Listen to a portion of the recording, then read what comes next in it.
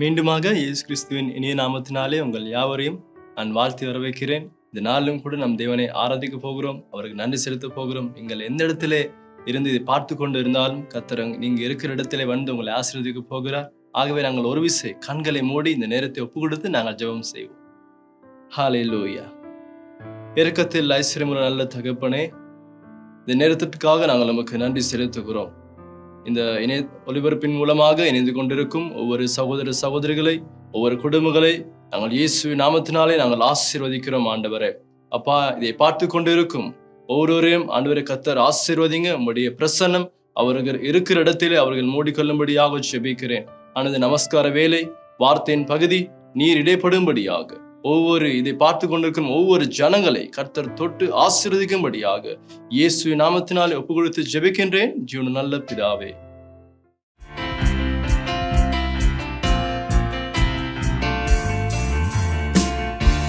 முகம் நோக்கி பார்த்தவர்கள் வெட்கப்பட்டு போவதில்லை, உமது திருநாமம் அறிந்தவர்கள் கைவிடப்படுவதில்லை.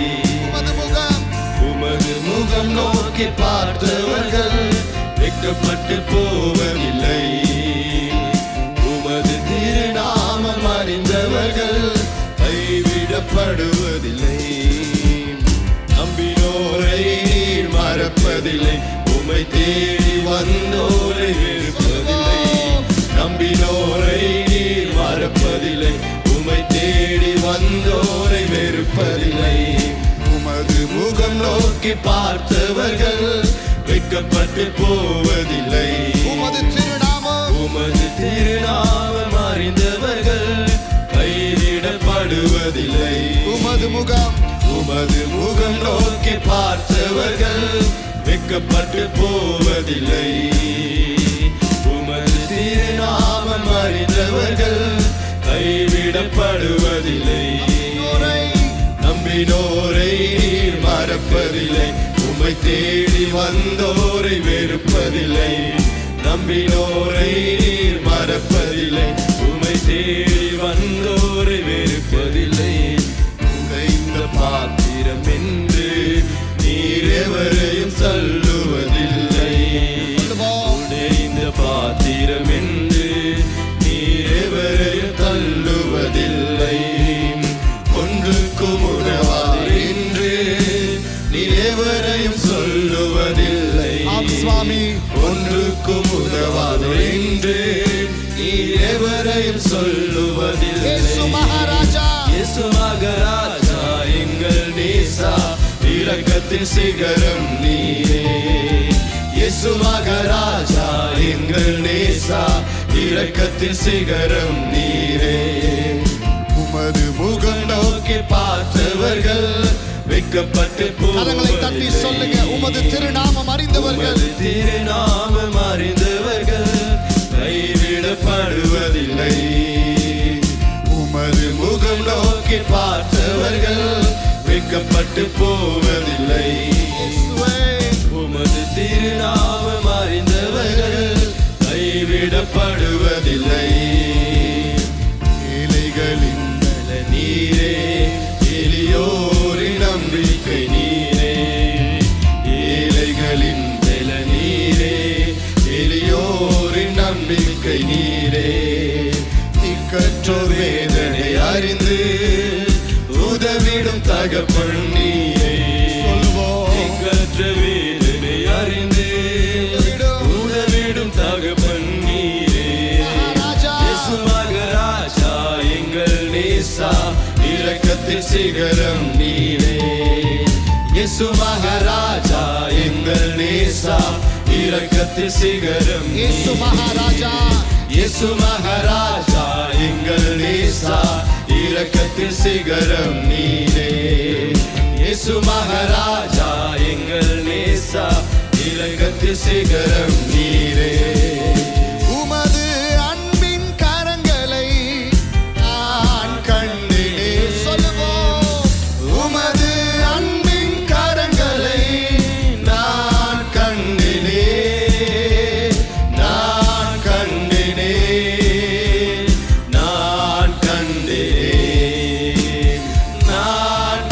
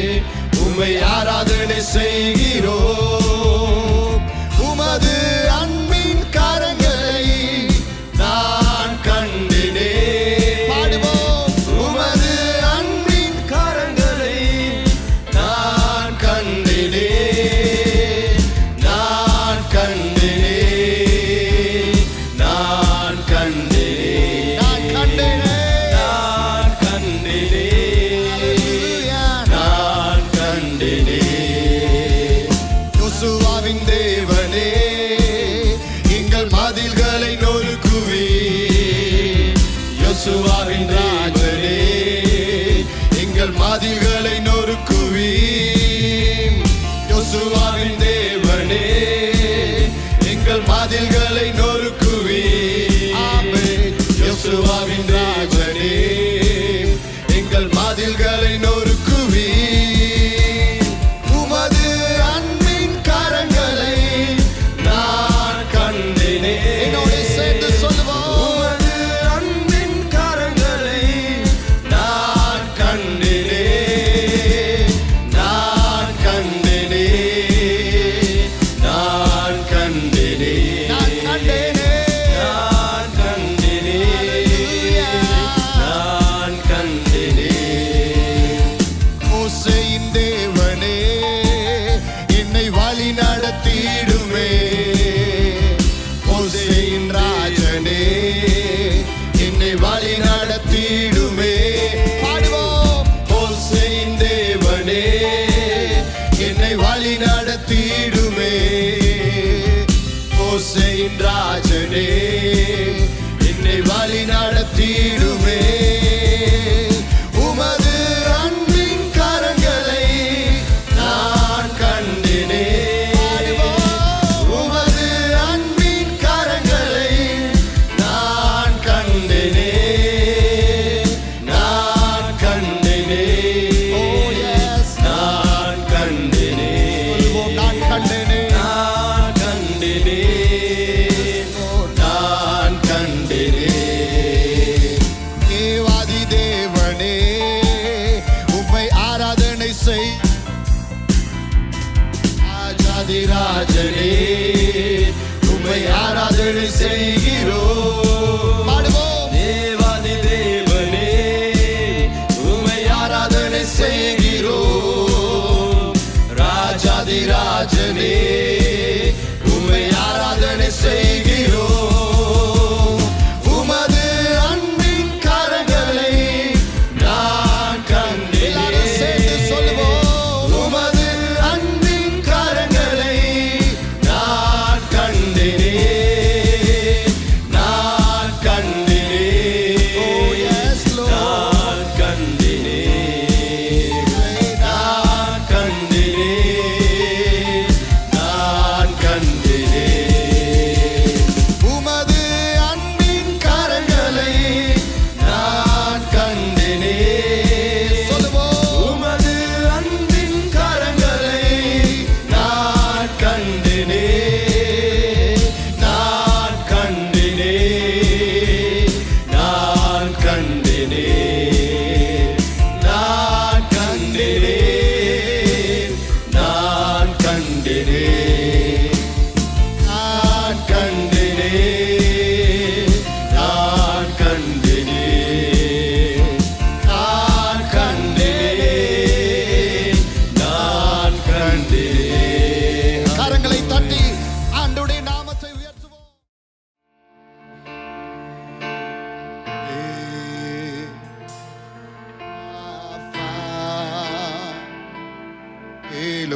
Elohim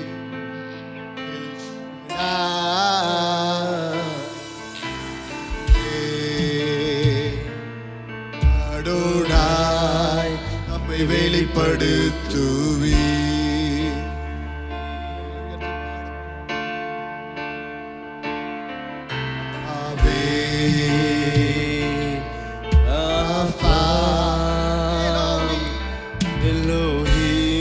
Elohim El Shaddai Yireh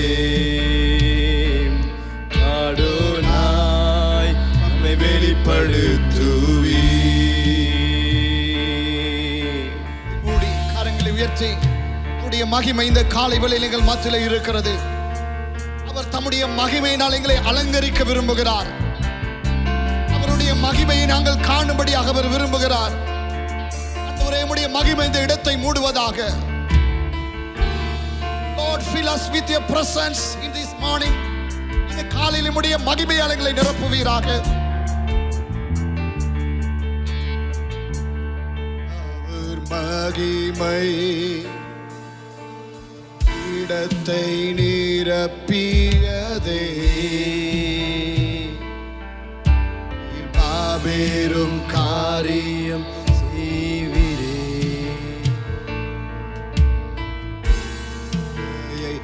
எழுப்பி விட்டே அவர் மகிமை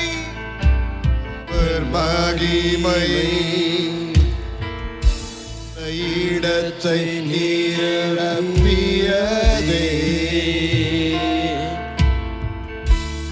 மாபெரும் காரியம் செய்வே நம்பிக்கையை எழுப்பி வைத்தே பாடுவோம்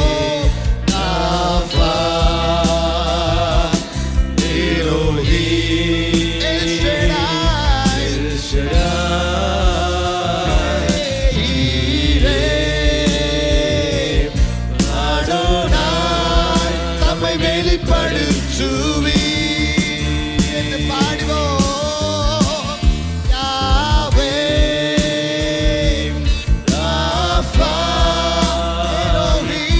எலோஹி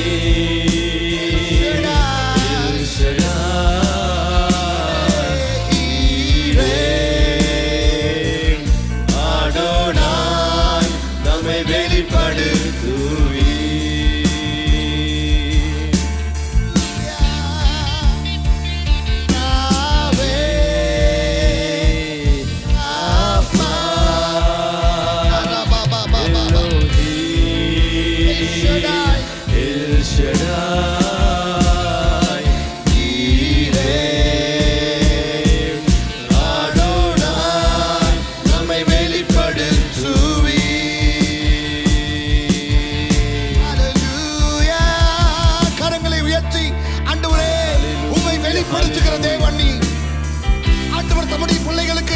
வித்தியாசமான விதத்தில் வெளிப்பட்டிருக்கிறார்.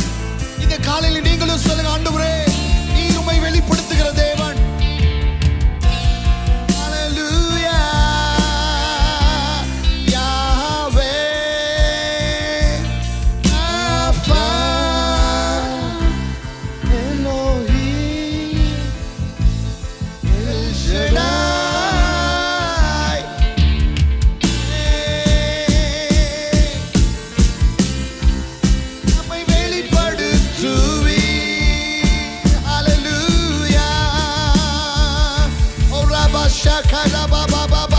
எல்லாரும் சேர்ந்து அவரை உயர்த்துவோம். ஆண்டவரே நீர் வெளிப்படுகிற தேவன், எங்கள் மத்தியிலே வெளிப்படுகிற தேவன். ஹல்லேலூயா praise you father lord. உம்முடைய மகிமை எங்கள் மத்தியிலே இருப்பதற்காக நன்றி. உம்முடைய மகிமை பிரசன்னம் எங்கள் மத்தியிலே இருப்பதற்காக நன்றி. நீர் மாபெரும் காரியங்களை செய்கிறவர். எங்கள் தனிப்பட்ட வாழ்க்கையிலே, எங்களுடைய சபையிலே, எங்களுடைய குடும்பத்திலே நீர் நன்மைகளை செய்கிறவர், மாபெரும் காரியங்களை செய்கிறவர், என் நம்பிக்கையை எழுப்பி விடுகிறவர். பெரியவர், அதிசயங்களை செய்கிறவர். நாங்களுமே துதிக்கிறோம் ஆண்டவரே. ஆராதித்தால் மகிமையை காண்பாய், நீ அழைத்தால் மகிமையை காண்புவார், நீ தேடினால் மகிமையை காண்பிப்பார். நீ ஆராதித்தால் மகிமையை காண்பிப்பார், நீ அழைத்தால் மகிமையை காண்புவார், நீ தேடினால் மகிமையை காண்பிப்பார். யாவே நீரே அவர் மகிமையை காண்பாய், ஆல்பா அவர் மகிமையை காண்பாய், நீ காண்பாய்.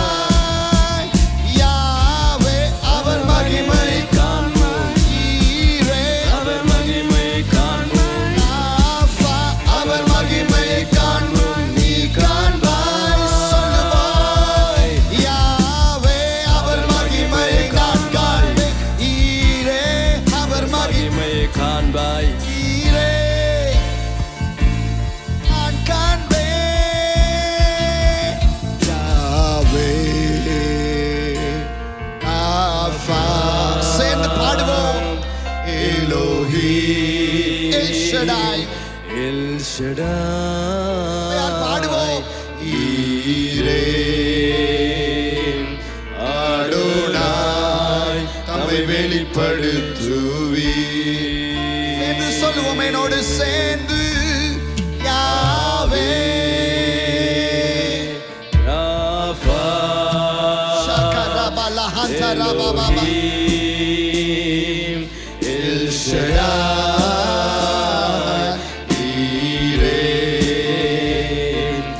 அடோனாய் தம்மை வெளிப்படுத்துவி. மறுபடியும் சொல்லுவோம் யாவே ராஃபா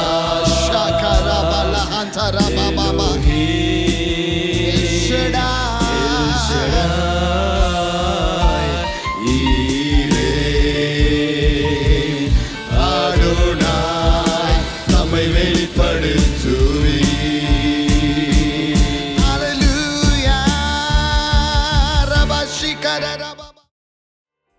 நிகரே இல்லா தேவன் நீ, இணை இல்லாத இனிமையும் நீ.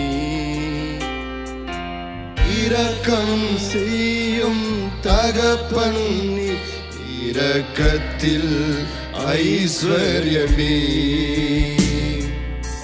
ஆயுள் முழுவதும் உயர்த்திடுவேன் என்னை அற்புதமாக்கின இயேசுவை. எல்லா புகழும் தனிமையும் செலுத்திடுவேன் எல்லாவற்றின் மேலும் உயர்ந்தவரை. ஆயுள் முழுவதும் உயர்த்திடுவேன் என்னை அற்புதமாக்கின இயேசுவை.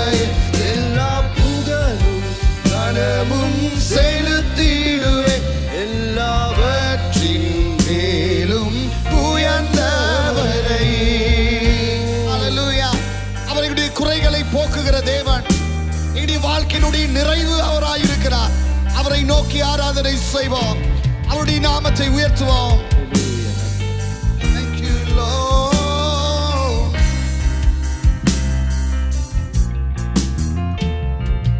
குறைகளை போக்கிடும் நிறைவும் நீ, ஜீவ அப்பமும் நீ. இறகின் நிழலாய் கூட வரும் எங்கள் மகிமையின் மேகமும் நீர். சேர்ந்து சொல்லுவோம் குறைகளை போக்கிடும் நிறைவும் நீர், என் ஜீவ அப்பமும் நீர். இறகின் நிழலாய் கூட வரும் எங்கள் மகிமையின் மேகமும் நீர். கரங்களை உயர்த்தி பாடுவோம். ஆயுள் முழுவதும் உயர்த்திடுவேன் என்னை அற்புதமாக்கின இயேசுவை. எல்லா புகழும் கனமும் செலுத்திடுவேன் எல்லாவற்றிலும் மேலும் உயர்ந்தவரை. ஆயுள் முழுவதும் உயர்த்திடுவேன் என்னை அற்புதமாக்கின இயேசுவை. எல்லா புகழும் கனமும் செலுத்திடுவேன் எல்லாவற்றிலும் மேலும் உயர்ந்தவரை. Hallelujah. ஆமென். கர்த்தர் நல்லவர். இவ்வளவு நேரமாக நாங்கள் தேவனை ஆராதித்தோம். இப்பொழுதும் கூட நாங்கள் பிரசங்கத்துக்கு நேராக கடந்து செல்ல போகிறோம். கடந்த 2 வாரங்கள் முழுவதுமாக தேவனும் நீங்களும் பணம் என்கிற தலைப்பிலே போதகர் லொஹான் பிபிலே அவர்கள் தேவனுடைய வார்த்தையை பகிர்ந்து கொண்டார். இன்றைய நாளிலும் கூட தேவனும் நீங்களும் பணமும் என்கிறதான தலைப்பிலே கடைசி வார்த்தைக்கு நேராக நாங்கள் கடந்து செல்ல போகிறோம். ஆகவே நீங்கள் இருக்கிற இடத்திலே வார்த்தைக்கு செவி கொடுங்க. සුබෝදෑස්නක් සභාව ඔබ සිදුදාම සාදරයෙන් පිළිගන්නවා යේසුස් වහන්සේගේ නාමයෙන්. சபையாருக்கு காலை வணக்கம். உங்கள் அனைவரையும் இயேசுவின் நாமத்தில் அன்போடு கூட வரவேற்கிறோம். අපේ අවසන් සතිට අපි පැමිණලා තියෙනවා අපේ දෙවිදුන් ඔබත් සහ මුදල් කියන දේශනා මාලාවේ. நாங்கள் கடைசி வாரத்துக்கு வந்திருக்கிறோம். தேவன் பணமும் நீங்களும் என்றதான தலைப்புக்கு. මම ගිය සති කීපය තුළ මම ඔබත් එක්ක ගොඩාක් අදහස් බෙදාගෙන තිබෙනවා. கடந்த வாரங்களிலே சில காரியங்களை உங்களோடு கூட அநேக காரியங்களை உங்களோடு பகிர்ந்து கொண்டிருக்கிறேன். දෙවියන් වහන්සේ ඔබට ආශිර්වාද කරන්න කැමතියි. ஆண்டவர் உங்களை ஆசீர்வதிக்க விரும்புகிறார். ඔබගේ අවශ්‍යතාවයන් උන්වහන්සේ සපයන ඩුන් මාසේ පොරොන්දු දීලා තියෙනවා. உங்களுடைய தேவைகளை அவர் சந்திப்பதாக அவர் உங்களுக்கு வாக்குத்தத்தம் பண்ணியிருக்கிறார். ඒ වගේම දෙවියන් වහන්සේ ඔබට දීලා තියෙන ධනයත් එක්ක ඔබ විශ්වාසවන්ත වේවා. ගනුදෙනු කරන්න ඕන කියලා උන්වහන්සේට බලාපොරොත්තුවක් තිබෙනවා ඔබ ගැන. ஆகவே ஆண்டவர் உங்களுக்கு கொடுக்கிறதான பணத்தை நீங்கள் சரியான ரீதியிலே அதை நீங்கள் கையாள வேண்டும் என்பதை குறித்து அவர் எதிர்பார்க்கிறவராய் ඔබේ இருக்கிறார். මුදලින් උන්වහන්සේට ගරු කිරීම වැදගත්. ஆகவே உங்களுடைய பணத்திலே அவரை கனம் பண்ணுவது முக்கியம். ඒ වගේ ඔබ තුලින් අන් මනුෂ්‍යයන් ආශිර්වාදයට පත් වෙන පිණිස දෙවියන් වහන්සේ ඔබට ආශිර්වාද කරයි. ஆகவே உங்களின் மூலமாக மற்றவர்களை ஆசீர்வதிக்க தேவன் விரும்புகிறார். අපිට ඇති හැම දෙයක්ම දෙවියන් වහන්සේට අයිති නම් අපි ගන්න හැම තීරණයක්ම අපේ ධනය ගැන ඒක ආත්මික තීරණයක්. ஆகவே நமக்கு இருக்கிறதான அத்தனையும் ஆண்டவருக்கு சொந்தமாக இருந்தால் பணத்தை குறித்து நாங்கள் எடுக்கிறதான எல்லா காரியங்களையும் குறித்து அதிலே ஆண்டவருக்கு இடம் கொடுக்க வேண்டும். ඒ නිසා මම ඔබ දිරිමත් කෙරුවා මතෙව් 6 වෙනි පරීක්ෂණය අපි බලනකොට අපි දකිනවා පරීක්ෂණ කීපයක් විටින් විට අපේ ජීවිතයේ පරීක්ෂණයට අපි ලක් කරන්න ඕන. ஆகவே மத்தேயு 6வது அதிகாரத்தை ஆதாரமாக நான் கொண்டு உங்களிடத்தில் சொன்னேன். அடிக்கடி நாங்கள் பலவிதமான சோதனைகளுக்கு முகம் கொடுக்கிறோம். අපේ වස්තුව කොහෙද තියෙන්නේ? நம்முடைய பொக்கிஷம் எங்க இருக்கிறது? අපේ හදවත කොහෙද තියෙන්නේ? நம்முடைய இதயம் எங்க இருக்கிறது? අපේ සිත කොහෙද තියෙන්නේ? நம்முடைய யோசனைகள் எங்க இருக்கிறது? මන්ද බයිබලයේ කියනවා දෙවියන් වහන්සේ මුදල් දෙකටම සේවය කරන්න බෑ කියලා. ஆகவே வேதம் சொல்லுகிறது ஆண்டவருக்கும் பணத்துக்கும் நாங்கள் சேவை செய்ய முடியாது என்று. මුදල් අපි මුදල් පාවිච්චි කරුවේ නැත්තම් මුදල් අපි මුදල් ප්‍රගුණ කරුවේ නැත්තම් මුදල් අපිව ප්‍රගුණ කරයි. ஆகவே பணத்தை நாங்கள் கட்டுப்படுத்தாவிட்டால் பணம் நம்மளை கட்டுப்படுத்தும். දෙවියන් වහන්සේ අපි හැමෝටම ජීවිත පරමාර්ථයක් දීලා තියෙනවා. ඒ ජීවිත පරමාර්ථ වලට ඒ ඉෂ්ට කිරීමට කවදාත් මුදල් සොයා ගැනීම බාධාක් වෙන්න බෑ. ஆகவே ஆண்டவர் நம்ம அனைவருடைய வாழ்க்கையிலும் ஒரு நோக்கத்தை வைத்திருக்கிறார். அந்த நோக்கத்தை நிறைவேற்றுவதற்கு ஒரு பணம் தடையாக இருக்க ඒ கூடாது. වගේම අපේ මුදල් පරිපාලනයෙන් අපි ඇත්තට දකිනවා අපේ කිතුණුකම කියන්නේ කුමක්ද කියලා. ஆகவே அந்த பணத்தை நாங்கள் பராமரிக்கிற அல்லது கையாளுகிற முறையிலே நம்முடைய கிறிஸ்தவ நிலைப்பாட்டை நாங்கள் காண்பிக்கிறவர்களாய் இருக்கிறோம். ගොඩක් විට අපේ මුදල් ගැටලු කියන්නේ ඇත්තට මුදල් ගැටලු නෙමෙයි හදවතේ ගැටලු. ஆகவே அநேக வேளையிலே பணத்தை குறித்ததானதான் பிரச்சனை இருக்குது என்று நினைக்கிறோம். ஆனால் உண்மையை தேடி பார்ப்போமா இருந்தால் பணம் அல்ல பிரச்சனை, நம்முடைய இருதயத்திலே பிரச்சனை இருக்கிறது. මම ගිය සතියේ දේශනා කෙරුවා ජෝන් වෙස්ලිගේ ප්‍රකාශනයකින්. ஆகவே கடந்த வாரத்திலே ஜான் வெஸ்லியுடைய கூற்றிலிருந்து பிரசங்கத்தை செய்தேன். හැකිතරම් උපයන්න. முடிந்த அளவு சம்பாதியுங்கள், හැකිතරම් දෙන්න.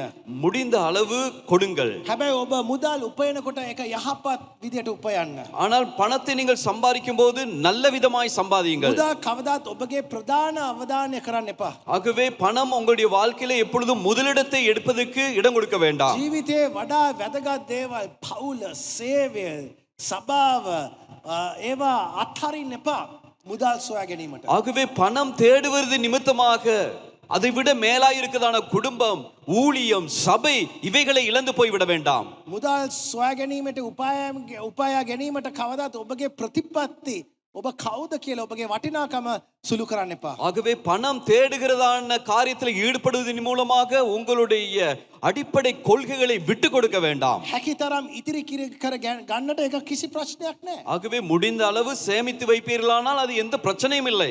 නමුත් පෝසත් වීමට උත්සාහ කිරීමට වෙහෙසටපත් නොවන්න කියලා බයිබලයේ කියනවා. ஆனால் ஐஸ்வர்யன் ஆகுவதற்கு முயற்சி எடுக்க வேண்டாம் என்று வேதம் சொல்லுகிறது. ලෝභකම ගැන ප්‍රවේශම් වෙන්න. அதே போல கஞ்சத்தனத்தை குறித்து මන්ද கவனமாயிருங்கள். අපි මුදල් ඉතිරි කරන්න පටන් ගන්නකොට මොකද වෙන්නේ? අපේ සුරක්ෂිතභාවය දෙවියන් වහන්සේ තුල තියෙන්න ඕන සුරක්ෂිතභාවය අපේ ඉතිරි කිරීම තුලින් තමයි ඒක ඇති වෙන්න පටන් ஆனால் ගන්නේ. நாங்கள் சேமிக்கிற காரியத்தில் ஈடுபடும் போது வருகிறதான சோதனை என்னவென்றால் நாம் நம்முடைய அவதானத்தை ஆண்டவர் மேலில் அல்ல அந்த பணத்தின் மேலேயே தங்குறவர்களாய் இருக்கிறோம். ඉතිරි කිරීම සහ ආයෝජන කිරීම මුදල් ගැන යම්කිසි අවබෝධයක් අරමුණක් තියෙන එක ඒවා හොඳ දේවල්. ஆகவே பணத்தை குறித்து சேமித்து வைப்பது, முதலீடு செய்வது இவைகள் எல்லாம் நல்ல காரியங்கள். නමුත් මුදල් කවදාත් අපේ දෙවිදුන් බවට පත් කරන්න බෑ. ஆனால் பணம் நம்முடைய வாழ்க்கையிலே தெய்வமாக ஆக்கிக் கொள்ள கூடாது.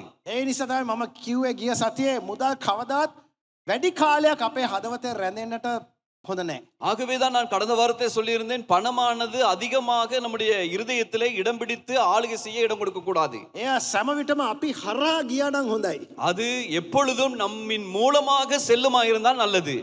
එවිට මම ඒ නිසා මම කිව්වේ ඔබට හැකිතරම් උපයන්න ඉදිරි කරන්න. හැබැයි ඒකට අනිත් ප්‍රතිකාරයක් තමයි හැකිතරම් දෙන්න. ஆகவேதான் நான் போன வாரத்தில் சொன்னேன், முடிந்த அளவு சம்பாதியுங்கள், முடிந்த அளவு சேமித்து வையுங்கள். அதற்கு சரிநிலைப்படுத்த வேண்டும் என்றால் நாங்கள் அதற்கு கொடுக்க வேண்டும். දැන් හැකිතරම් දීම ගැන මම ඔබට බයිබලෙන් යම්කිසි ආදර්ශයක් මම පෙන්නන්න යනවා. ஆகவே முடிந்த அளவு நீங்கள் கொடுங்கள் என்றதான காரியத்தின் அடிப்படையிலே முடிந்த அளவு சில வார்த்தைகளை உங்களுக்கு காண்பித்து கொடுக்க விரும்புகிறேன். දෙවනි කොරින්ති 8 වෙනි පරිච්ඡේදයේ කතාවක් තියෙනවා සභාවක් ගැන. ஆகவே சபையை குறித்து 2 கொரிந்தியர் 8வது அதிகாரம் 1வது வசனத்திலிருந்து 2வது வசனம் வரை சில காரியங்கள் இருக்கிறது. මම මේ සභාව ගැන යම්කිසි පසුබිමක් දෙන්න. ஆகவே இந்த சபையை குறித்து சில பின்னணிகளை நான் உங்களுக்கு முன்வைக்கிறேன். නවගිවිසුමේ සභාව ගොඩක් පීඩාවට පත්වෙච්ච සභාවක්. இந்த புதிய ஏற்பாட்டில் இருக்கிறதான சபை அநேக விதமாக உபத்திரவத்துக்கு ஆளாகினதான சபை. සෙනග ගොඩක් කොන් වුණා. සෙනග ගොඩක් කොන් වුණා. சபையானது அநேக வேளைகளிலே தள்ளப்பட்டார்கள் சமுதாயத்திலே. ඔවුන්ගේ ව්‍යාපාරයට ලොකු ප්‍රශ්නයක් ඇති වුණා. அவர்களுடைய வியாபாரத்துக்கு பெரிய பிரச்சனை இருந்தது. ගොඩක් අය ඔවුන්ට එක බිස්නස් කෙරුවේ නැහැ. அவர்களோடு அநேகர் வியாபாரம் செய்ய முன்வரவில்லை. මන්ද කිතුණුවන් ගැන කියපු සමහර බොරු දේවල් ඒ කියපු බොරු දේවල් මිනිස්සු විශ්වාස කරගෙන කිතුණු සෙනග නිකන් කොන් වෙච්ච සෙනගක් වුණා. ஆகவே இந்த கிறிஸ்தவர்களை குறித்து இல்லாத காரியங்களை பொய்யாக சமுதாயத்தில் காண்பித்தபடியால் அந்த கிறிஸ்தவ ஜனங்கள் சமூகத்திலே ஒதுக்கப்பட்டவர்களாக இருந்தார்கள். අපි මේක විශේෂයෙන් දකින්නේ මකිදෝනිය සභාන් වල.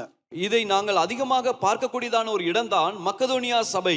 මකිදෝනිය සභාවේ කියන්නේ අර පිලිපි වගේ තිබුණ සභාවන්. ஆகவே இந்த மக்கதோனியா சபை என்று சொல்லும்போது அந்த பிலிப்பி சபை பட்டணத்துக்கு அண்மையில் இருக்கதான ஒரு சபை. ඔවුන්ගේ පීඩාව ඇත්තට මේ හිරගෙදරට දාපු පීඩාව ප්‍රශ්නයක්කට වඩා ඔවුන්ගේ පීඩාව ආවේ ඔවුන්ගේ ව්‍යාපාර සහ වැටුප් සහ රස්සාවන් වලට ආපු පීඩාව.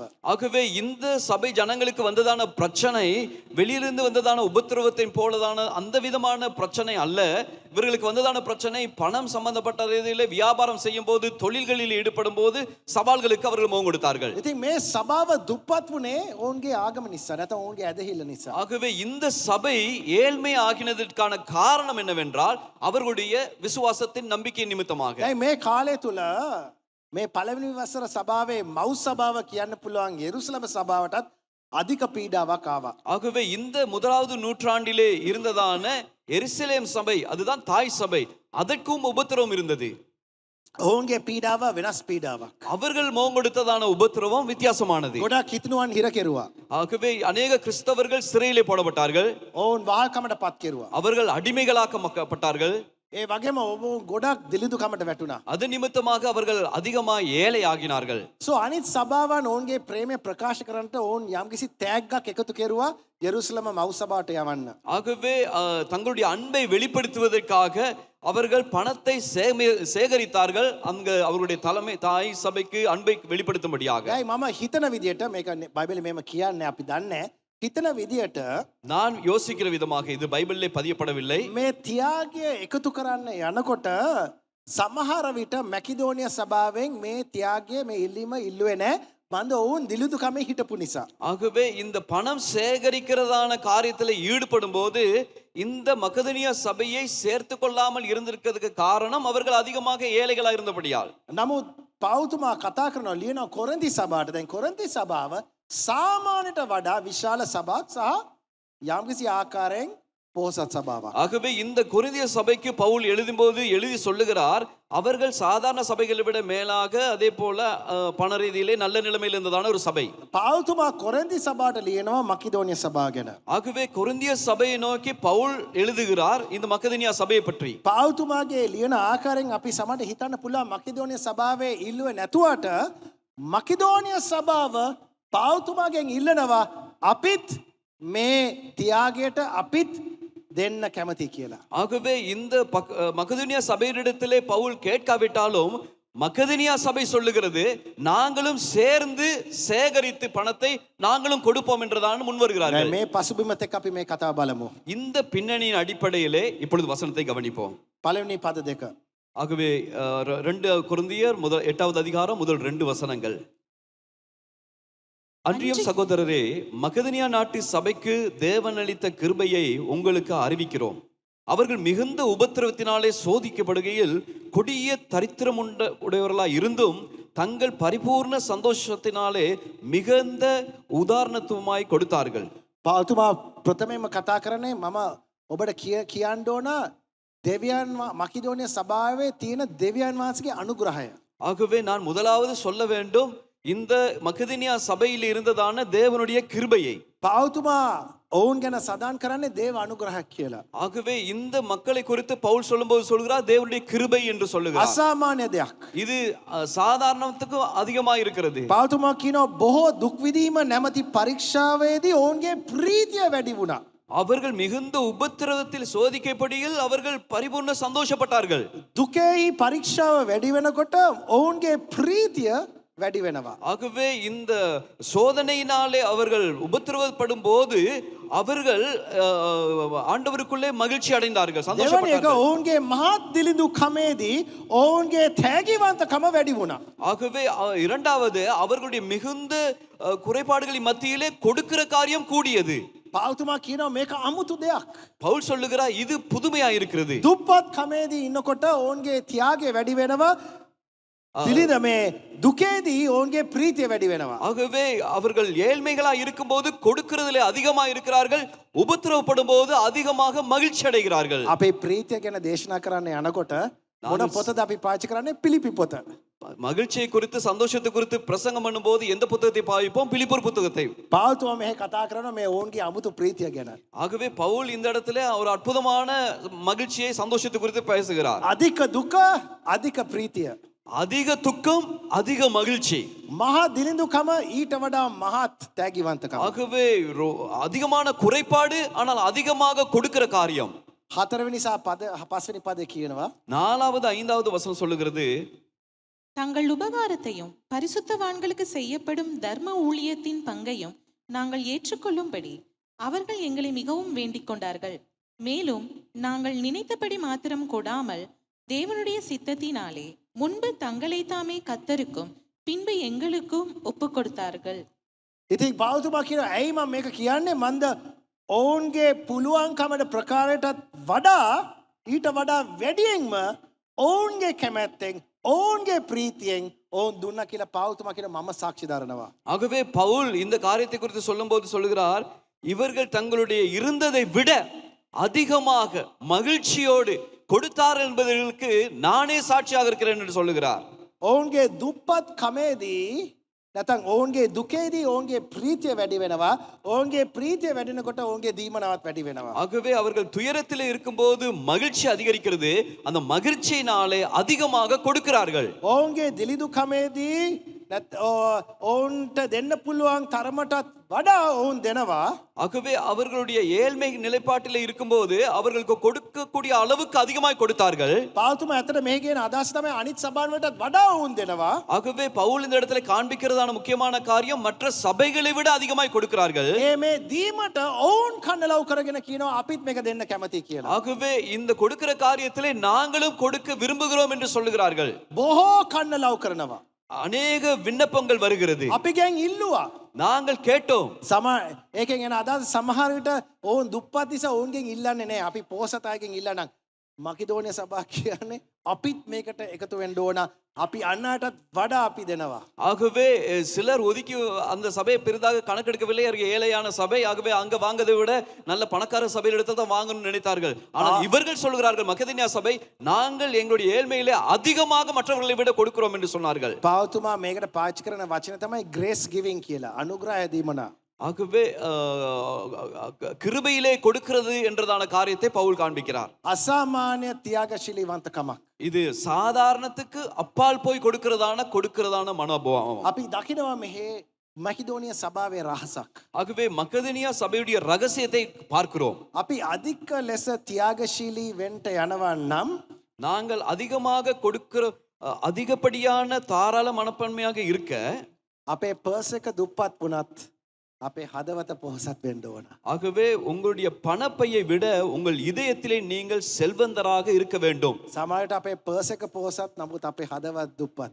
ஆனால் சில வேளைகளிலே நம்முடைய பர்ஸ் பணம் இருக்கிறது, ஆனால் இருதயமோ ஏழ்மையா இருக்கிறது. මකිදෝනිය සභාවේ පර්ස් එක දුප්පත් නමුත් හදවත පොහොසත්. ஆனா மக்கதனியா சபையுடைய நிலைப்பாடை பார்ப்பீர்களானால் பர்ஸானது ஏழ்மையா இருக்கிறது, ஆனால் இருதயமோ அதிகம் கொடுக்கிறதா இருக்கிறது. ඔවුන්ගේ හදවත් පොහොසත් නිසා அவர்களுடைய இருதயம் கொடுக்கிறதிலே அவர்கள் செல்வந்தர்களாக இருந்தபடியால் ඔවුන්ගේ දුප්පත් කමේදී ප්‍රීතිය වැඩි වෙනවා. ஆகவே அவர்களுடைய ஏழ்மை, அவர்களுடைய உபத்திரவத்திலே அவர்களுடைய மகிழ்ச்சி அதிகரிக்கிறது. ඔවුන්ගේ දිලිදු කමේදී අන් සභාන් වලටත් වඩා ඔවුන් පෝසතෙන් දුන්නා. அவர்கள் ஏழ்மையா இருக்கும்போது மற்ற சபைகளை விட அதிகமாய் கொடுத்தார்கள். මකිදෝනියන් සභාවෙන් අපි දකිනවා තියාගශීලීවන්තකම කියන්නේ අන් අයට දෙන තරම නෙමෙයි ඔබ ඔබටම තියාගන්න තරම. තියාගශීලීවන්ත යන කම කියන්නේ අන් අයට කොපමණ මුදලක් දෙනවද ඒක නෙමෙයි.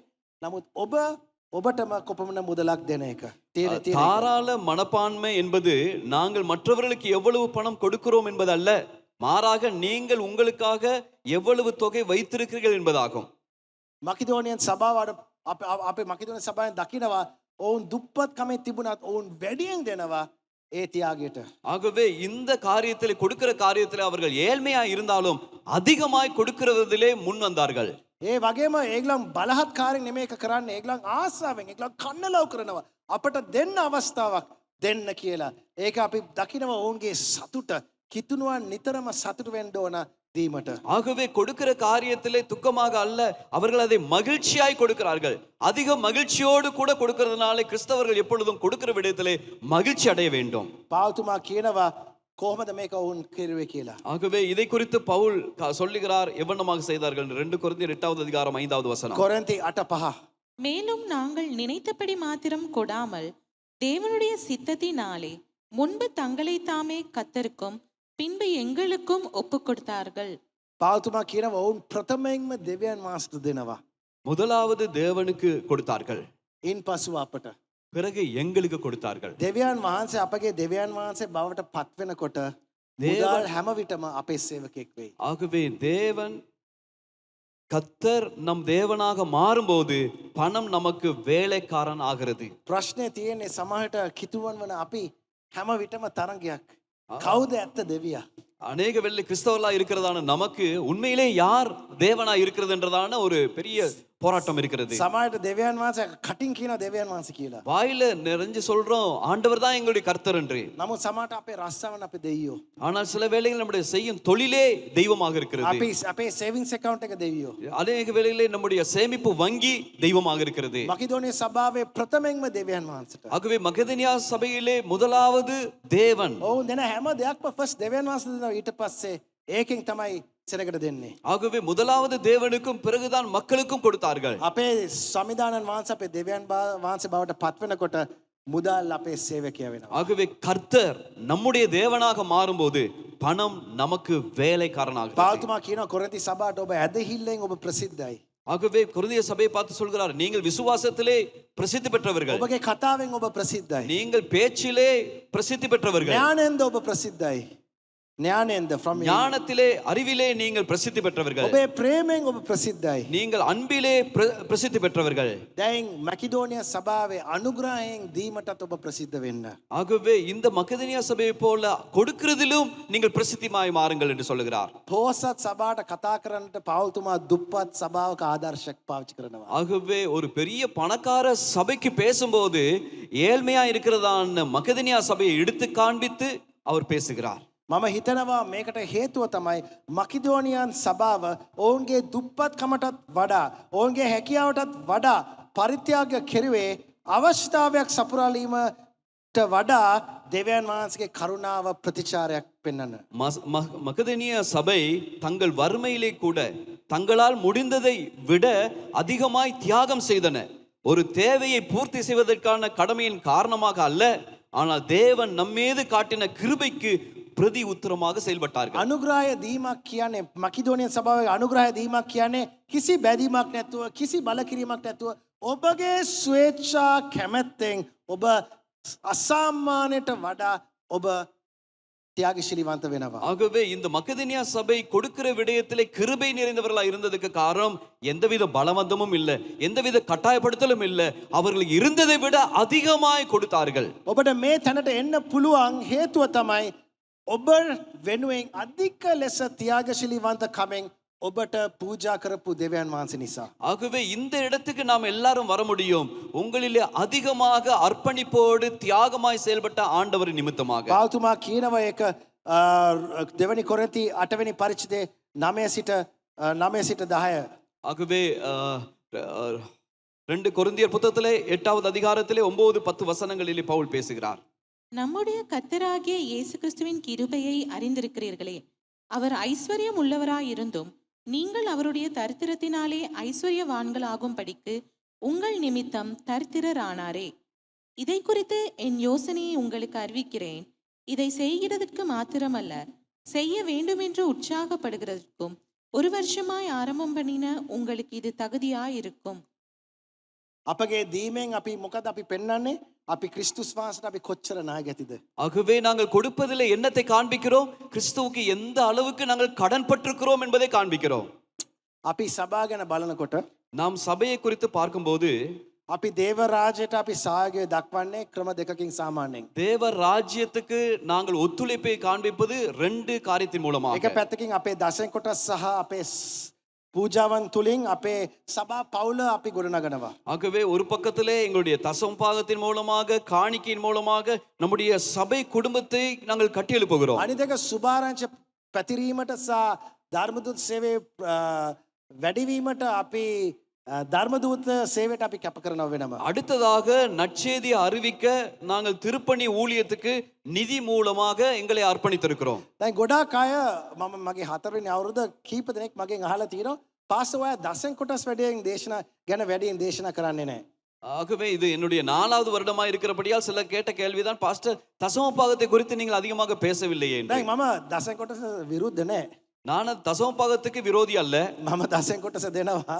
நானும் தசமபாகம் கொடுக்கிறேன். මගේ දරුවෝ දසෙන් කොටස් දෙනවා. என்னுடைய பிள்ளைகளும் தசமபாகம் පොඩි கொடுக்கிறார்கள். කාලේ ඉඳන් රුපියල් 100ක් ඔවුන්ට පොකට් මනි ලැබෙනකොට රුපියල් 10ක් වෙන් කරන එක මම ඒගොල්ලන්ට පුහුණු කරලා තියෙනවා. ஆகவே சிறு வயதிலிருந்து 100 ரூபாய் கிடைக்குமாயிருந்தால் 10 ரூபாய் ஒதுக்கி தசமபாகங்கள் கொடுங்கள் என்று பயிற்றுவிச்சிருக்கிறேன். ඔවුන් ලැබෙන හැම තෑග්ගකින් ඔවුන් දසෙන් කොටසක් දෙනවා. ஆகவே அவர்கள் கிடைக்கிறதான எல்லா பரிசுகளிலும் அவர்கள் தசமபாகம் கொடுக்க கற்றுக்கொண்டிருக்கிறார்கள்.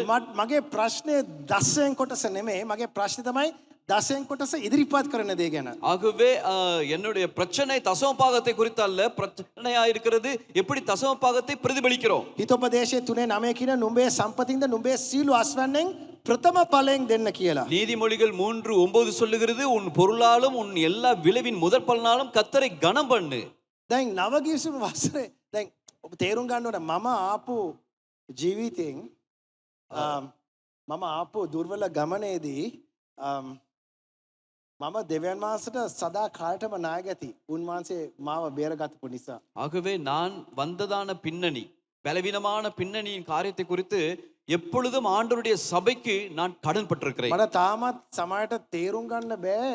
ඇයි මේ වගේ අනගි දෙවි කෙනෙක් උන්වහන්සේගේ ලේනහරා ගලා ගියේ මං වගේ පාපේ මිනිසෙක්ට ගැන නිසා. ஆகவே நான் யோசிப்பதுதான், இவ்வளவு பெரிதான ஆண்டவர், அருமையான ஆண்டவர் என்ன போல ஒரு பாவிக்காக அவருடைய இரத்தத்தை சிந்த விட்டு கொடுத்தாரே என்பதான யோசனை தான். දැන් දසෙන් කොටසේ පුරුදු තමයි 10% දෙන එකනේ. தசமபாகம் என்று சொல்லும்போது 100க்கு 10 அல்லவா? මගේ ප්‍රශ්න තමයි කොහොමද අපේ ආදායමෙන් 10% දෙන්නේ 100ක් දුන්න දෙවි කෙනෙක්ට. ஆகவே எனக்கு இருக்கிறதான பிரச்சனை, எங்களுக்கு இருக்கிறதான பிரச்சனை, எனக்கு இருக்க பிரச்சனை தான் 100% கொடுத்த ஆண்டவருக்கு 100ல 10% எப்படி நான் கொடுத்து ஈடுபடுத்துவேன். මගේ හිතේ තමයි 10% කියන්නේ අවම දෙයක්. ஆகவே எனக்கு 100க்கு 10 என்று சொல்வது மிகவும் குறைவானது. මගේ මුදල කියන්නේ මගේ ජීවිතේ එක කොටසක්. ஏனென்றால் பணம் என்று சொல்வது என்னுடைய வாழ்க்கையிலே ஒரு பகுதி மாத்திரம். මගේ මුළු ජීවිතේම මම දෙවියන් වහන්සේට දෙන්න ඕන. நான் என்னுடைய முழு வாழ்க்கையிலிருந்தும் ஆண்டவருக்கு நான் கொடுக்க வேண்டும். මගේ මුළු ජීවිතේ දෙනවා නම් කොහොමද මම දෙවියන් වහන්සේට තීන්දුව කරන්නේ? මගේ මුළු ජීවිතේ දෙනවා. නමුත් මගේ මුදලෙන් මම ඔයාට 10% දෙන්නේ. அது எப்படி சொல்ல முடியும்? என்னுடைய வாழ்க்கையில முழுமையா நான் கொடுக்கும்போது, ஆனா தசமபாகம் வரும்போது 100ல 10% மாற்றம் தான் கொடுக்க முடியும்னு எப்படி தீர்மானிக்க முடியும்? ඉතින් අපි සමාජ මාධ්‍ය සම්බන්ධ වෙන අපේ සහෝදරයන් ඔබ මේ වචනේ අරගෙන ඔබගේ ජීවිතයට අදාළ කරගන්න දෙවියන් වහන්සේ ඔබට ආශිර්වාද කරයි. ඔබ සියලු දාට මේ යේසු පිටයි. இந்த எங்களோடு நேரலையிலே இணைந்திருக்கிறதான உங்களுக்கு இந்த காலவேளையிலே உங்களுக்கு சொல்ல விரும்புகிறோம், இவ்வண்ணமான காரியத்தை பெற்றுக் கொடுத்ததான ஆண்டவருக்கு நாம் எப்படி கொடுக்கிறோம்? இந்த கொடுக்கிற விஷயத்துல நீங்கள் கொடுங்கள் என்று. ஹல்லேலூயா. கர்த்தர் நல்லவர். இவ்வளவு நேரமாக நாங்கள் தேவனுடைய வார்த்தைக்கு நாங்கள் செவி கொடுத்தோம். அவருடைய வார்த்தைன்னு சொன்ன பிரகாரமாகவே நாங்கள் தேவனுக்கு முதலிடம் தரும் பொழுது, தேவனுக்கு எங்களுடைய பணத்திலே நாங்கள் முதலிடம் தரும் பொழுது, எங்களுடைய காரியங்களை முதலிடம் தரும் பொழுது, தேவன் நிச்சயமாகவே எங்களை ஆசீர்வதிப்பார், எங்களை பொருளாதாரத்தை ஆசீர்வதிப்பார், எங்களுடைய குடும்பங்களை கர்த்தர் ஆசீர்வதிப்பார். ஆகவே ஒரு புதிய தீர்மானத்தை எடுத்திருப்பீர்கள் நான் நினைக்கிறேன். ஆகவே உங்களுடைய தீர்மானத்தின் பிரகாரமாக கர்த்தர் உங்களை ஆசீர்வதிக்க போகிறார். ஆகவே இது பார்த்து கொண்டிருக்கும் உங்கள் அனைவரும் தேவன் ஆசீர்வதிக்க போகிறார். ஆகவே நாங்கள் ஒரு விசை கண்களை மூடி நாங்கள் ஜெபம் செய்ய போகிறோம். ஹல்லேலூயா, ஹல்லேலூயா. நன்றி செலுத்துகிறோம் ஆண்டவரே. அன்பின் பரலோக தகப்பனே, இந்த நேரத்திலே நாங்கள் உமக்கு நன்றி செலுத்துகிறோம். இணையதளத்தின் மூலமாக இணைந்து கொண்டிருக்கும் ஒவ்வொரு சகோதர சகோதரிகளை ஆண்டவர் அவர்களோடு கர்த்தர் நீர் பேசியிருக்கிறீர். ஆண்டவரே, ஆராதனையில மாத்திரம் கிடையாது, உம்முடைய வார்த்தையின் பகுதியிலும் ஆண்டவரே தேவனுக்கு எவ்வளவு நாங்கள் முக்கியத்துவம் கொடுக்க வேண்டும், பணத்திற்கு விட ஆண்டவரே தேவனுக்கும் ஆண்டவரே எங்களுக்கும் இருக்கிறதான உறவு எவ்வளவு முக்கியம் என்பதை நீங்கள் காண்பித்து கொடுத்தீர் ஆண்டவரே. அப்பா, இந்த பணத்தை எப்படி நாங்கள் செலவிட வேண்டும், பணத்தை நாங்கள் எப்படி கையாள வேண்டும் என்பதாக ஆண்டவரே போதகர் யோவான் பகிர்ந்து கொண்டதை போலவே இந்த பணத்தை சரியாக கையாளுவதற்கு இதை பார்த்து கொண்டிருக்கும் ஒவ்வொருவருக்கும் கர்த்தர் உதவி செய்யும்படியாக நாங்கள் ஜெபிக்கிறோம். அப்பா, நீர் அவர்களை ஆசீர்வதிங்க, உம்முடைய பிரசன்னம் அவர்களை மூடிக்கொள்ளட்டும். குடும்பங்கள், அதே போல வியாபாரங்கள், தொழில்கள் இன்னும் அதிகமான ஆசீர்வாதங்கள் அவர்கள் பெற்றுக்கொள்வதாக எல்லாம் வல்ல இயேசு நாமத்தினாலே எல்லாவற்றையும் ஒப்பு கொடுத்து உம்முடைய கரத்திலே நாங்கள் அர்ப்பணித்து நாங்கள் ஜெபிக்கிறோம். ஜீவனுள்ள நல்ல பிதாவே, ஆமென். கர்த்தர் உங்கள் அனைவரும் ஆசீர்வதிப்பாராக. God bless you.